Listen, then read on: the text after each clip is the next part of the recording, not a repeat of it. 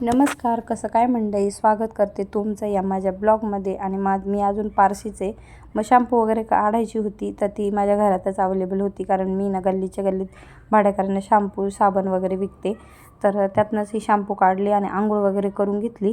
आणि पहिलं सौभाग्याचं लेणं लावलं आणि मम्मीकडे ना 2-3 दिवस मस्त कॉफीच पित होते. म्हटलं चला आज ग्रीन टी प्यावं आणि ग्रीन टी वगैरे घेतली. आणि त्यानंतर कपडे वगैरे बरेच धुवायचे होते मला, फरची वगैरे सगळं बाकी होतं घरातली कामं.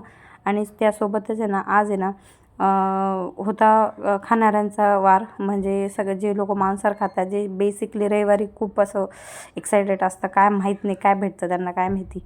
तर ते मला बिलकुल आवडत नाही आणि मांसाहार करणारे लोक मला सहसा आवडत नाही. आणि जे पण तरी पण माझ्या खूप जवळ असतील तर समजून घ्यायचं, मी तिथं मन मारून त्याच्याशी जुळून घेतलेलं आहे.